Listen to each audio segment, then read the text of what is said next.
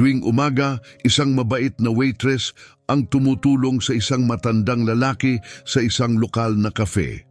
Hanggang sa isang araw, dumating ang kanyang mga abogado, may kasamang 4 na matitipunong bodyguard at hinanap siya sa pangalan.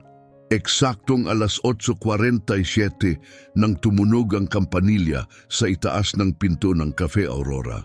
Pero hindi ang pamilyar na tunog ang nagpapatigil kay Juanita, kundi ang kakaibang katahimikan na sumunod. 5 lalaking nakasuot ng itim at makikinis na suit ang pumasok sa maliit at maginhawang diner.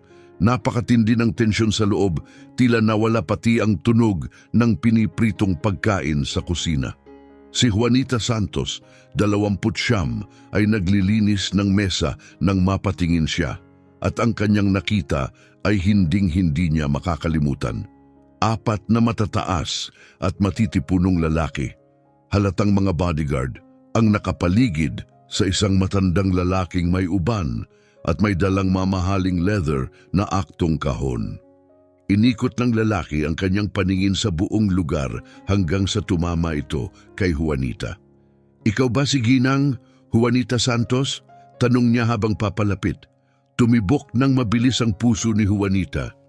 May problema ba siya sa batas? May kinalaman ba ito sa utang ng kanyang ina? Napailing lang siya, hindi makapagsalita sa gulat. Lahat sa kafe ay napatigil, si Rose sa kusina, ang amo niyang si Carlos sa likod ng counter, at ang ilang suking customer. "Ang pangalan ko ay Dr. Reyes," wika ng lalaki. "Ako ang abogado ng pamilyang Mendoza. Kailangan ko po kayong makausap tungkol kay Ginong Robert Mendoza." Parang gumalaw ang sahig sa ilalim niya. Si Robert, ang tahimik na matanda na laging umuupo sa mesa bilang 7, halos araw-araw sa loob ng 2 taon. Dumadating ng alas 7:30 ng umaga, nag-o-order ng black coffee at whole wheat toast at bumabati lang ng mahinang magandang umaga. Napamahal na si Juanita sa 78 taong gulang na lalaki. "Okay lang po ba siya?" tanong niya sa gitna ng kaba. Bahagyang yumuko si Dr. Reyes. "Pumanaw na po si Ginoong Mendoza sa kanyang pagtulog kagabi. Pero may iniwang partikular na bilin siya para sa inyo." Nanlambot ang tuhod niya. Wala na si Robert, ang lalaking tahimik niyang tinulungan tuwing nanginginig ang kamay habang kumakain. Ang laging nagbibigay ng $2 na tip kahit alam niyang kapos ito sa pera, pero tinatanggap pa rin ni Juanita bilang paggalang. "Pasensya na po," bulong niya halos maiyak. "Pero bakit po kayo narito?" Binuksan ni Dr. Reyes ang hawak niyang folder. "May iniwan po siya para sa inyo. Hindi alam ng marami, pero si G. Mendoza ay naging pribado sa kanyang mga ari-arian. Kailangan po naming sumama kayo sa opisina ngayon din." Lumapit si Carlos, halatang nag-aalala. "Juanita, anong nangyayari?" Napatingin siya kay Carlos, ni hindi rin niya alam. Ngunit ngumiti si Dr. Reyes sa unang pagkakataon. Sa totoo lang, wala siyang maling ginawa. Ginawa niya ang lahat ng tama. Tiningnan ni Juanita ang maliit na kafe na pinagtatrabahuhan niya ng 4 na taon. Isang lugar kung saan nakaranas siya ng pangmamata bilang dayuhang empleyado. Nakakarinig ng pasaring mula sa mga customer na tila hindi siya nararapat sa lugar. Pero ito rin ang lugar kung saan pumasok si Robert at itinuring siyang may halaga. Nanginig ang kanyang mga kamay habang inaalis ang apron.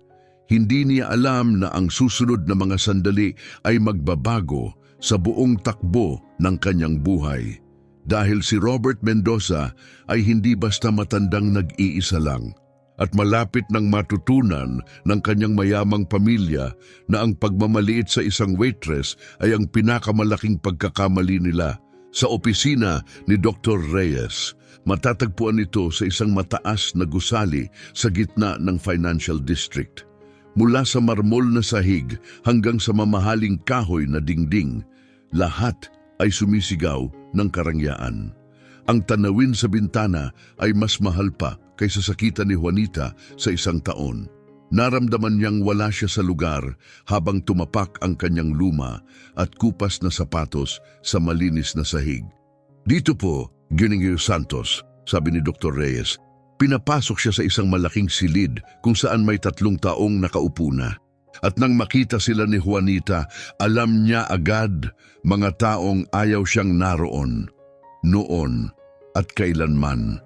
Nakaupo sa malatronong upuan ay sina Mariana Mendoza, isang elegante at malamig na babaeng nasa 50 taong gulang na, halatang sanay sa yaman. Sa tabi niya ang anak na si Richard, 28, suot ang mamahaling suite na higit pa sa halaga ng kotse ni Juanita. Sa tabi nila isang batang babaeng blonde, marahil ang manugang, tahimik at hindi mabasa ang ekspresyon. Halos hindi tumingin si Mariana nang pumasok si Juanita. Si Richard, sa kabilang banda, tiningnan siya mula ulo hanggang paa na parang isang di kilalang hayop. "Siya ba yun?" tanong niya puno ng pang-uuyam. "Richard, tama na," pagod na wika ni Dr. Reyes, pero may bahid ng kaba rin. "Umupo po kayo," sabi niya kay Juanita. Itinuro ang isang upuang nakahiwalay. Umupo siya na parang nililitis. Binuksan ni Dr. Reyes ang makapal na folder. Ang huling habilin ni G. Mendoza ay isinampa 3 buwan na ang nakakaraan matapos siyang madiagnose ng pancreatic cancer. Pinili niyang huwag sabihin sa pamilya.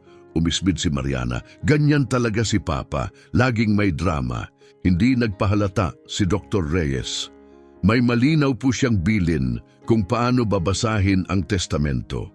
Una, para sa pamilya, ang mansion sa Beacon Hill, 2 bakasyunan, isang art collection na nagkakahalaga ng $12 milyon at isang trust fund na $50 milyong. Hati para kina Mariana at Richard. Halos matigil ang hininga ni Juanita. $50 milyong, halos hindi niya maunawaan. Napabuntong hininga si Richard. Buti na lang at hindi pa siya tuluyang nasiraan ng bait, bulong niya. Pero nagpatuloy si Dr. Reyes at may nagbago sa kanyang tono. May ikalawang bahagi ang testamento, aniya, at may kinalaman ito sa negosyo ng pamilya. Biglang nag-iba ang mukha ni Mariana. Anong ikalawang bahagi? Singhal ni Mariana, puno ng galit at hindi makapaniwala. Tahimik na lumipat ng pahina si Dr. Reyes. Ang Mendoza Holdings restaurant chain, aniya, kasama ang 47 restaurant sa 6 na estado, ang distribution center at lahat ng kaugnay na ari-arian. Huminto siya sandali at tumingin ng diretsyo kay Juanita. Ay ililipat ng buong pagmamay-ari kay Ginang Juanita Santos na puno ng nakakabinging katahimikan ng silid. Namutla si Mariana. Halos mabulunan si Richard sa ubo. "Kalokohan ito!" Nanginginig ang tinig ni Mariana. "Siguradong may pagkakamali rito." "Walang pagkakamali," sagot ni Dr. Reyes, mahinahon. "At bukod pa roon," dagdag niya, "may pondong $15 milyong na inilaan para lamang sa pagpapabuti at pagpapalawak ng negosyo.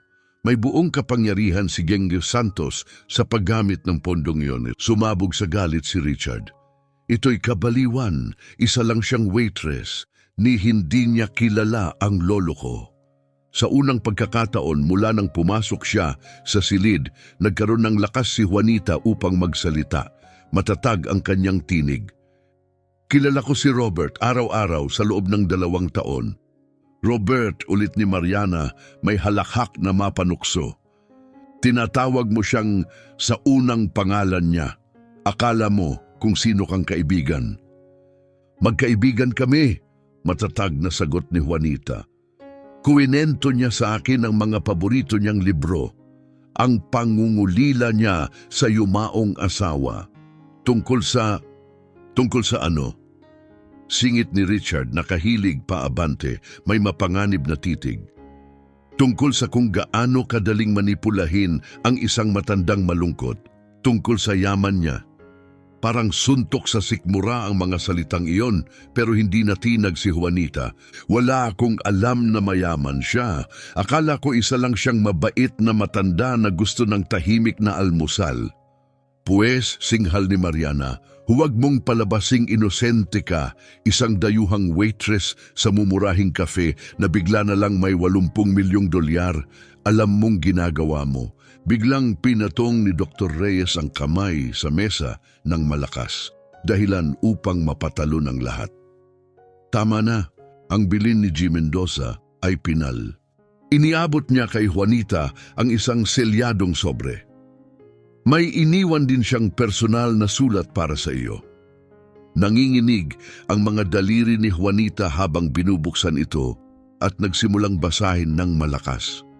Mahal kong Juanita, kung binabasa mo ito, dumating na ang oras ko. Sa nakalipas na 2 taon, ikaw lang ang taong tumuring sa akin bilang isang tunay na tao, hindi bilang bangko o pasanin. Hindi mo alam na ako ang may-ari ng restaurant chain na pinagtatrabahuhan mo. Tumingin si Juanita sa iba, pagkatapos ay nagpatuloy. Hindi mo alam na pinagmamasdan ko kung paano mo tratuhin ang mga tao. Hindi lang ako, kundi lahat sa paligid mo.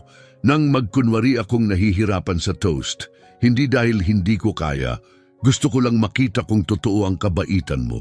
Tumawa ng mapanukso si Mariana, pero hindi na tinag si Juanita. Hindi ka kailanman nag-usisa tungkol sa buhay ko. Hindi ka humingi ng kapalit. Nang pakainin mo ang isang batang pulubi gamit ang sarili mong pera, hindi mo alam na naroon ako. Nang ipagtanggol mo si Rosa sa kusina mula sa bastos na customer, hindi mo rin alam na nalaman ko iyon. Huminto si Juanita upang huminga. Ngayon, kinakabahan na sina Mariana at Richard. Ang pamilya ko ay tatanggap ng aking personal na yaman. Pero ang negosyo, mapupunta ito sa taong naiintindihan na ang paghahain ng pagkain ay hindi lang negosyo. Ito'y tungkol sa dangal. Juanita, taglay mo ang pusong matagal nang nawala sa pamilyang ito. Gamitin mo ang pagkakataong ito upang patunayan sa mundo na ang kabaitan at tagumpay ay hindi kailangang magkakontra. Pagkatapos basahin, puno ng luha ang mata ni Juanita, ngunit nanatiling tahimik ang silid, mabigat at mapait. Tumayo si Mariana, iko-contest namin ito. Linoko mo siya at mapapatunayan namin yan. Hindi natin si Dr. Reyes. Subukan nyo. Bawat interaksyon ni Ginoong Mendoza kay Ginang Santos ay dokumentado. May mga investigator siyang inarkila. May mga video, testimonya, lahat. Hindi masisira ang testamento. Pinalo ni Richard ang mesa. Wala siyang alam sa pagpapatakbo ng negosyo. Napaghandaan na rin yan, sagot ni Reyes. Nagtalaga si Ginoong Mendoza ng isang advisory board para gabayan siya. At malinaw sa testamento, kapag sinabotahin ng sino man sa pamilya ang pamumuno ni Juanita, automatikong babawiin ang mana nila. Tumitig si Mariana kay Juanita, galit na galit. Maaring naloko mo ang isang matandang naghihingalo pero hindi ka tatagal. Sisirain ka namin. Dahan-dahang tumayo si Juanita, hindi na nanginginig, may bagong apoy sa kanyang loob, hindi takot kundi tapang. Subukan nyo, sabi niya, kalmado pero matatag. Habang paalis ang pamilyang Mendoza, nag-iiwan ng pagbabanta na natili si Juanita sa kanyang kinatatayuan. Hawak pa rin ang liham ni Robert sa kanyang puso.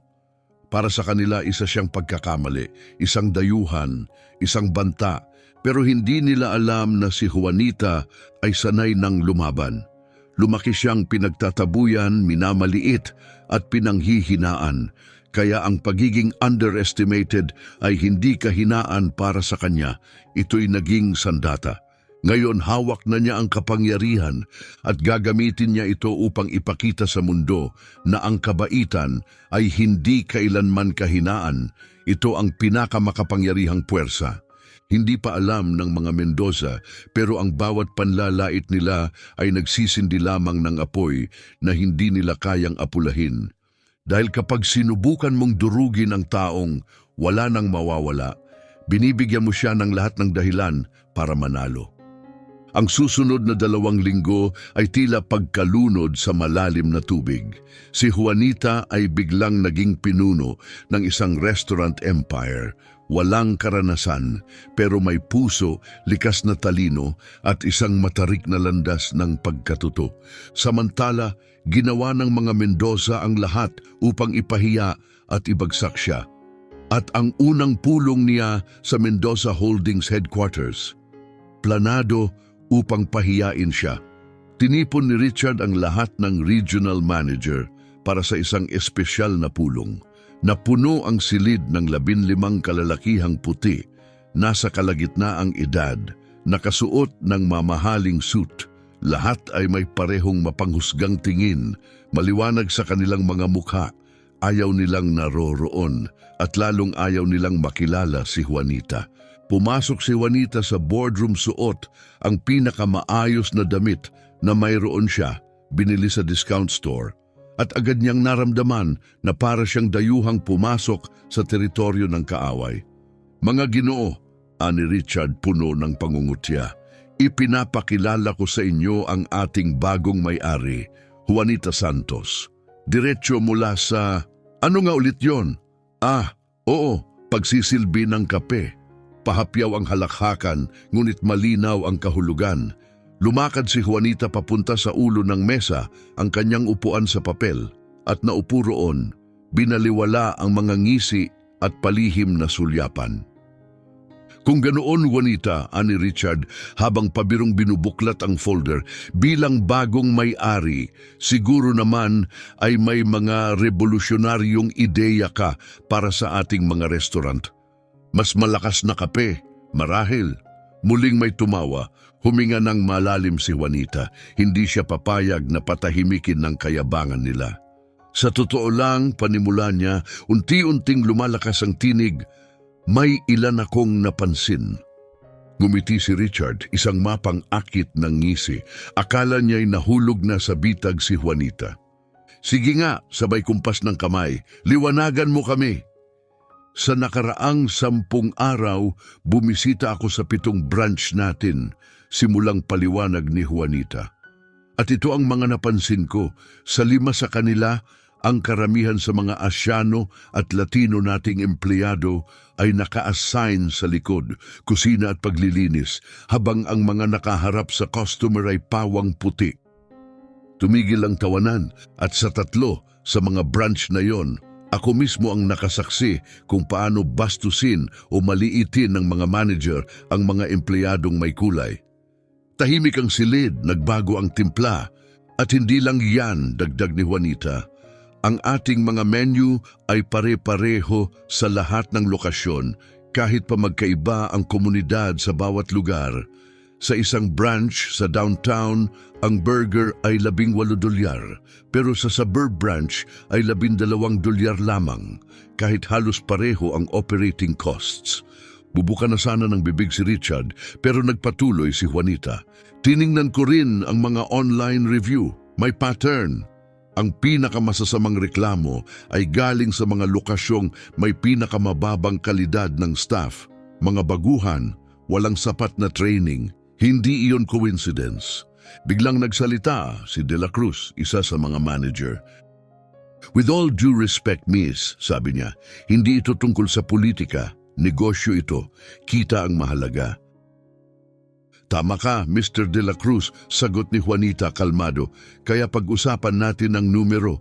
Ang rehiyon mo, Southern District, ay bumaba ng 23% sa kita ngayong taon. At nakakatuwang coincidence, di ba? Iyan din ang rehiyon kung saan mo pinalitan ang matatagal na empleyado ng mas murang baguhan. Namutla si De La Cruz. Paano nalaman niya yon? Simple lang, nag-aral si Juanita. Ginugol niya ang huling 2 linggo sa pag-aaral ng bawat financial report na ibinigay sa kanya ni Dr. Reyes. Doon niya nadiskubre na may likas siyang talento sa numero.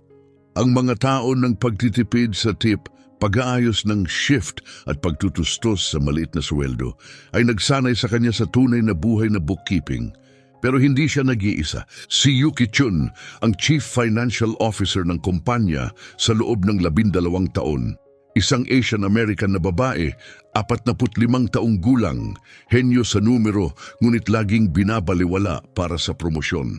Perpekto ang trabaho niya, pero laging iba ang pinaparangalan. Noong una, wala siyang tiwala kay Juanita, formal at malamig. Hanggang sa isang araw nagtanong si Juanita ng tama. Bakit kulang ang investment sa staff training? Tanong niya. Ang employee turnover ay kumakain ng 15% ng net profit natin. Doon unang tumigil si Yuki. Binasa mo ang reports? Gulat na tanong. 3 beses, sagot ni Juanita, at may mga bagay na hindi tugma. Mula noon, binuksan ni Yuki ang pinto sa mundo ng mga sikreto ng kumpanya, mga pattern na hindi lohikal, gastos na sobrang taas at mga desisyong halatang sabotage. Ang masakit na katotohanan, sinasadya ni Richard ang pagpapabagsak sa kumpanya upang magmukhang palpak si Juanita. Inilipat niya ang mga mahuhusay na empleyado sa mga branch na halos bagsak na. Kanselado ang mga kontrata sa matitinong supplier. Tumataas ang gastos sa piling branch para ipakitang hindi sila kumikita. Gusto niyang bumagsak ka sa ilalim ng pressure, paliwanag ni Yuki. Tapos, siya ang mag-aalok na iligtas ang kumpanya sa napakababang halaga. At si Mariana? Tanong ni Juanita. Kasabwat siya, sagot ni Yuki. May mga abogadong hinirena para balewalain ng testamento. Hinahanap nila ang kahit anong butas para tanggalin ka. Sumikip ang dibdib ni Juanita. Hindi lang ito pag-aagawan sa pera. Ito'y malinaw na pagtataksil. Bakit mo ako tinutulungan? Tanong niya kay Yuki. Tumawa si Yuki, mapait. Dahil ilang ulit kong nakita si Richard na nagwaldas ng milyon sa mga kalokohang proyektong halatang palpak. Dahil minsang tinawag ako ni Mariana na Daddy's Little Pet nang tinanong ko ang isang kahina-hinalang investment at higit sa lahat, tumigil siya. Lumambot ang mukha. Dahil si Robert Mendoza lang ang naniwala sa akin. Sa panahong walang gustong kumuha ng babaeng Asyano sa corporate finance, siya lang ang nagbigay ng tsansa. Ang iniwan ni Robert kay Juanita ay higit pa sa kumpanya. Iniwan niya ang isang komunidad, isang network ng mga taong marunong, magaling, pero laging binabaliwala. Sa mga sumunod na araw, nakilala ni Juanita ang ilan sa kanila. Ronald Williams, isang manager na pinayabong ang pinakamalakas na branch, ngunit inilipat sa problemadong lokasyon, walang dahilan. Gina Morales, isang chef na may sariwang ideya para sa menu, pero laging tinatanggihan dahil daw hindi niya naiintindihan ang kliyente. Fernando Lopez, isang digital marketing expert na nagmungkahi ng inclusive campaigns, pinagtawanan sa board meeting. Sila ang hindi nakikitang yaman ng kumpanya. At ngayon, handa na silang lumaban. Lahat sila ay may isang bagay na magkapareho, matalino, masipag, at tahimik na dinudurog ng sistema ng mga Mendoza. Sa isang lihim na tanghalian kasama si Juanita, sinabi ito ni Ronald sa pinakamasimple ngunit matalim na paraan. Si Robert, kinausap niya kami, aniya. Hindi opisyal, pero alam niya kung ano ang nangyayari. Nagtanong siya. Napansin niya ang mga bagay-bagay. Sa tingin ko, nagtatago siya ng mga tala. Mga tala ng ano? Tanong ni Juanita. Kung paano tinatrato ng pamilya ang mga tao. Kung paano nila inaabuso ang pondo. Kung paano nila sinisira ang kumpanyang itinayo niya gamit ang sarili niyang mga kamay. Si Gina ang nagbigay ng huling pahiwatig. May ligtas na lagayan safe sa opisina ni Robert, sabi niya kay Juanita. Hindi pa yon nabubuksan mula nang siya'y pumanaw. Sabi ng mga abogado, ikaw lang ang may pahintulot. Kinagabihan, nag-iisa si Juanita sa opisina ni Robert Mendoza sa pinakamataas na palapag ng gusali. Ang ligtas ay nakatago sa likod ng isang pinta, parang sa mga pelikula. Binuksan niya ang selyadong sobre na ibinigay sa kanya ni Dr. Reyes kanina. Sa loob nito, isang kombinasyon. Nanginginig ang kanyang mga daliri habang iniikot ang kombinasyon at pinihit ang gulong. Bumukas ang mabigat na pinto. Sa loob, natagpuan ni Juanita ang bagay na nagpabilis ng tibok ng kanyang puso. Mga kahon ng mga recording, dokumento at mga personal na tala. Mga recording ng pagpupulong, mga pribadong pag-uusap, mga tawag sa telepono, bawat kaduda-dudang desisyon, bawat mapanlait na komento, Bawat halimbawa ng maling pamamahala, lahat ay idinokumento ni Robert. Ngunit hindi iyon lamang. Mayroon ding mga ulat mula sa mga pribadong investigador, masusing pagsisiyasat sa pinansya ni na Richard at Mariana. Mga ulat ng mga shell company, mga tagong account sa ibang bansa at tila isang buong operasyon ng money laundering gamit ang mga restoran ng pamilya bilang panakip. Hindi makapaniwala si Juanita habang binabaliktad ang mga dokumento. Milyon-milyon ang ninakaw sa paglipas ng mga taon. "O Diyos ko!" Mahinang sabi niya, tumunog ang kanyang telepono. Isang mensahe mula kay Richard, "Umaasa akong nag-e-enjoy ka sa pantasya mong maging CEO. Sa pagpupulong ng mga investor sa susunod na linggo, baka bumalik ka na sa realidad. Baka sakaling may alok silang maiintindihan mo." Tinitigan ni Juanita ang mensahe sa dahan-dahang ngumiti sa unang pagkakataon sa maraming araw. Akala pa rin nila'y isa siyang takot na babae na nagkukunwaring marunong maglaro sa mundo ng mga malalaki. Hindi nila alam na hawak na niya ngayon ang sapat na bala para wasakin sila, pera, reputasyon, pati kalayaan. Habang maingat niyang inaayos ang mga ebidensyang iniwan ni Robert, napagtanto ni Juanita ang isang bagay na malalim. Hindi na siya ang babaeng lumabas sa korte ilang linggo ang nakalipas. Hindi lang negosyo ang iniwan ni Robert sa kanya, ibinigay niya ang plano para sa katarungan. Walang kaalam-alam si Richard sa paparating na unos.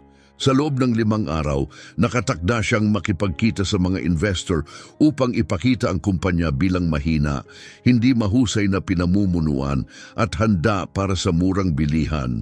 Inaasahan niyang matataranta si Juanita na susuko.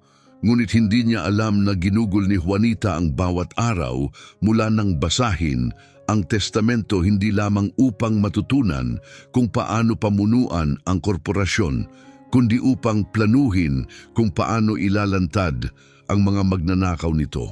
Dahil kapag lumaki kang ipinaglalaban ang bawat pagkakataon sa mundong laging nagdududa sa iyong kakayahan, magkakaroon ka ng bagay na hindi maituro ng pribilehiyo. Isang plano, pagtitiyaga at apoy na hindi mamamatay hanggat hindi ka nagwawagi.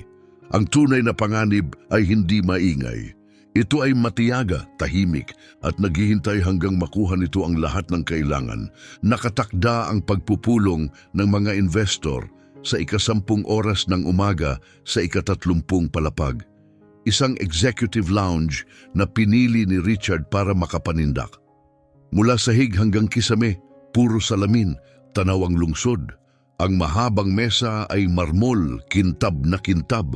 Lahat ay sigaw ng kapangyarihan at eksklusibidad. Akala ni Richard mararamdaman ni Juanita na siya'y maliit, na hindi siya nababagay doon. Ngunit dumating si Juanita 5 minuto bago ang oras, suot ang simpleng suit at may dalang payak na maleta. Wala siyang entourage, si Yuki Chun lang ang kasama. Naroon na ang 5 investor, mga lalaking nasa katanghaliang gulang, nakamamahaling suit, may mga ekspresyong tila nagsasabing madaling usapan ito. Ngumiti si Richard ng may kumpiyansa. "Mga Ginoo," sabi niya, "ipakikilala ko sa inyo ang ating pansamantalang may-ari, si Miss Juanita Santos. Tulad ng nakikita ninyo, medyo nahihirapan pa siya sa bigat ng pagpapatakbo ng isang imperyo." Sumabat si Mariana, "Kawawa naman, sinubukan niya. Pero ang pamamahala ng mga restaurant ay hindi katulad ng pagsisilbi ng kape, hindi ba iha?" Tahimik na umupo si Juanita sa dulo ng mesa, matatag ang boses, tuwid ang likod. "Salamat sa pagpunta ninyo mga Ginoo," aniya. "Bago tayo mag-usap tungkol sa anumang bentahan, sa tingin ko mahalagang malaman ninyo ang ilang katotohanan tungkol sa kumpanyang ito." Tumawa si Richard. "Juanita, pakiusap. Nandito sila para sa negosyo, hindi sa mga teorya ng sabwatan." "Tama ka, Richard," tugon ni Juanita habang binubuksan ang maleta. "Kaya pag-usapan natin ang negosyo, ang totoong negosyo. Tulad ng 2.3 milyon na nawala sa mga libro nitong nakaraang 18 buwan.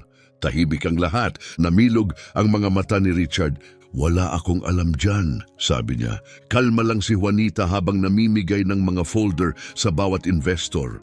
Sa loob, mga ebidensya, mga paglilipat ng pera sa mga offshore account, mga peking invoice, mga kontratang sobra ang halaga sa mga shell company, lahat ay may pirma ni Richard.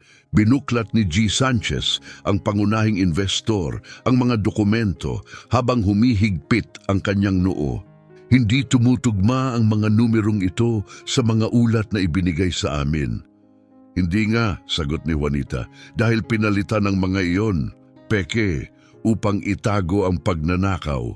Ikinonekta ni Yuki ang kanyang laptop sa projector. Sa screen, nagliwanag ang mga spreadsheet at chart. Dr. Reyes, sabi ni Juanita, bumukas ang pinto, pumasok ang abogado, bitbit ang mabigat na kahon, namutla si Mariana. Ano ito? Sigaw niya. Tumayo si Richard, namumula ang muka. Ano bang kalokohan to? Katarungan, sagot ni Juanita. Isang pindot lang, tumugtog ang unang audio recording. Ang boses sa unang recording ay hindi maikakaila. Kay Richard iyon. Kailangan kong bumagsak ang benta sa Southern District, putulin ang ugnayan sa mga murang supplier at palitan ng mga kakilala natin yung naniningil ng 3 beses.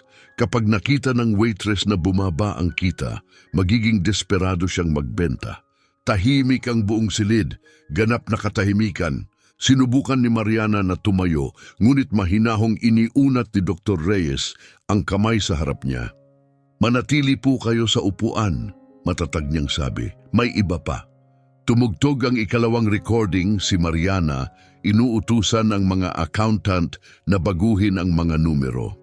Ang pangatlo ay isang serye ng mga mapanlait at lantad na racist na komento ni na Richard at isa pang executive sa isang pribadong pag-uusap. Ang pang-apat, isang plano upang suhulan ang mga supplier para magbigay ng mas mababang kalidad na produkto sa ilang restaurant matapos pumanaw si Robert. Isang tangkang sirain ang reputasyon ng Tatak mula sa loob mismo.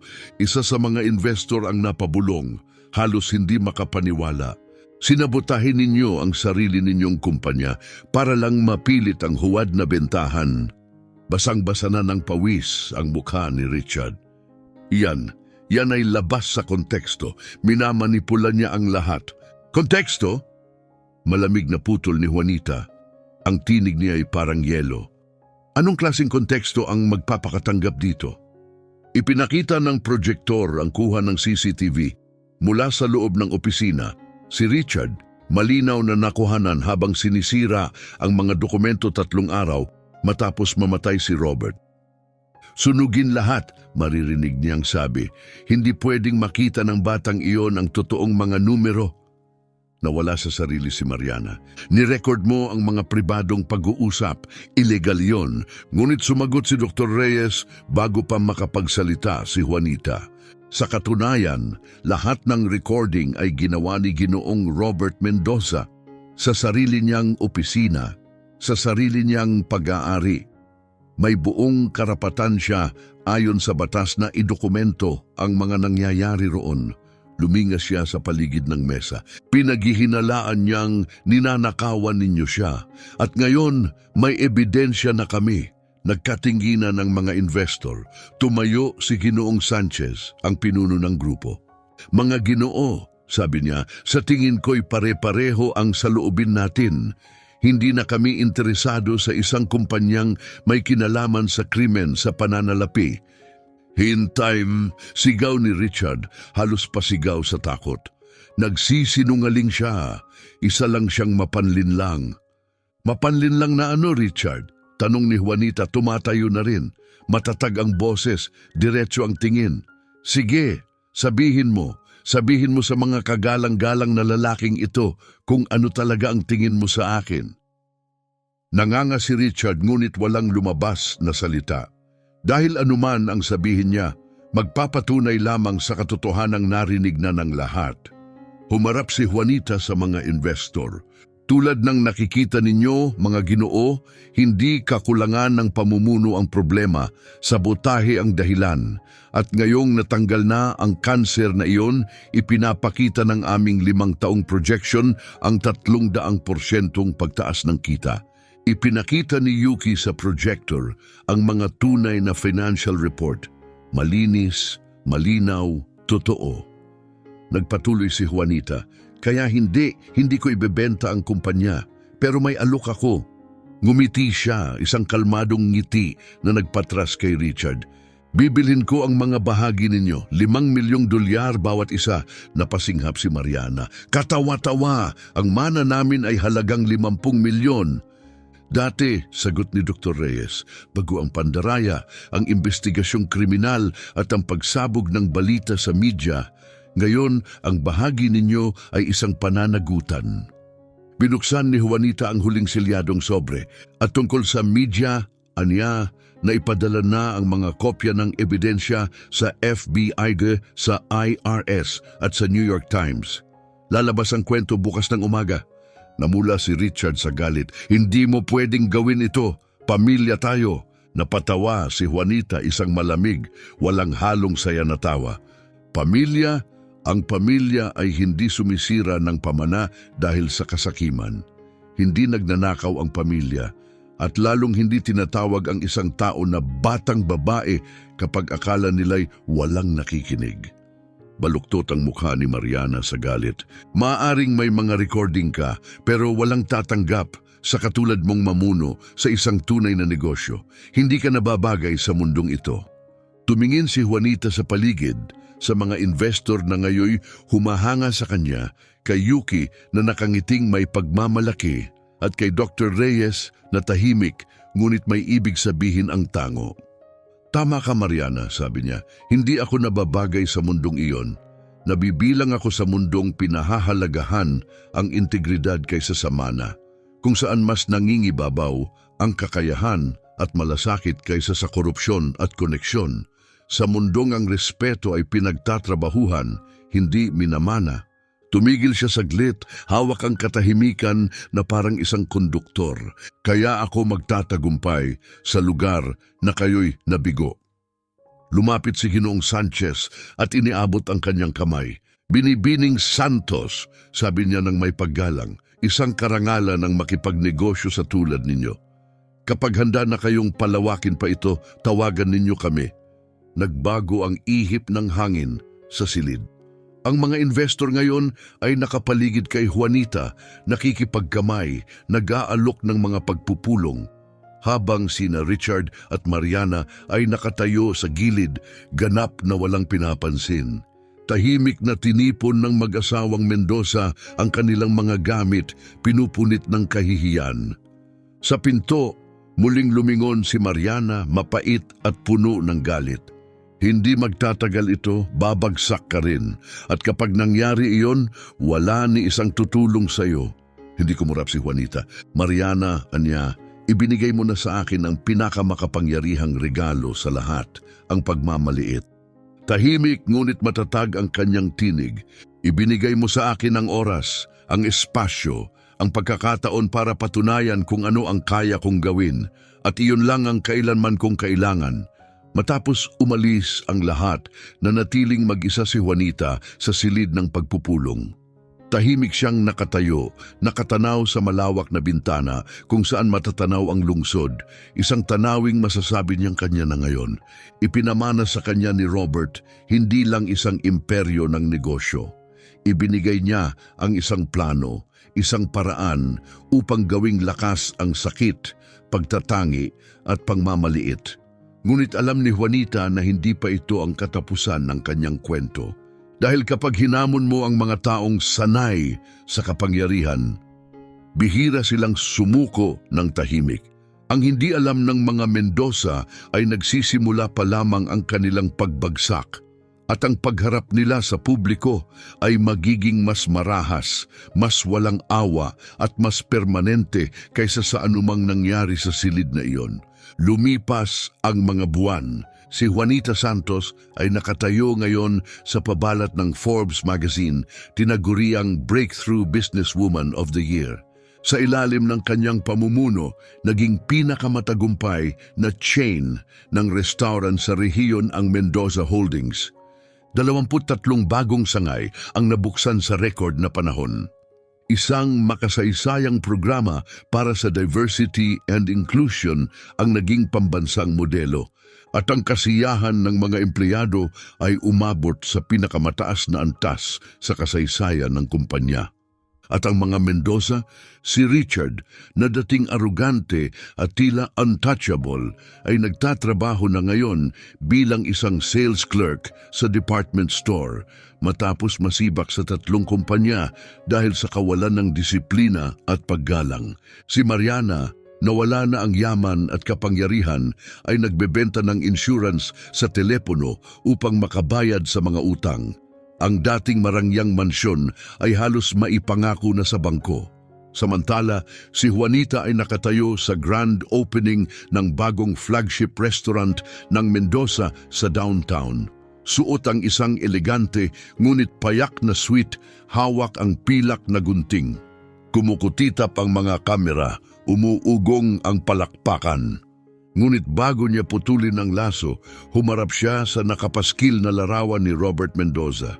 Salamat, mahinang bulong niya, sa pagtuturo sa akin na ang kabaitan ang pinakadakilang uri ng kapangyarihan. Nasa tabi niya si Ronald, ngayon ay Regional Director of Operations, nakangiti. Magaling talaga siyang tumingin sa puso ng tao, sabi nito, at tama ang pinili niya. Sa sandaling iyon, malinaw ang lahat. Ang pinakamabisang paghihiganti ay hindi ang pagwasak sa mga taong nagmaliit sa iyo, kundi ang pagtayo ng isang bagay na napakaganda, napakalakas at hindi maikakaila. Naguguli nila ang natitirang buhay nila sa tanong na paano nila hindi ito nakita. Pinatunayan ni Juanita Santos ang katotohanang laging nakakalimutan ng mga makapangyarihan, na ang karakter ay laging magtatagal kaysa sa pribilehiyo, at siya ay saka pa lamang nagsisimula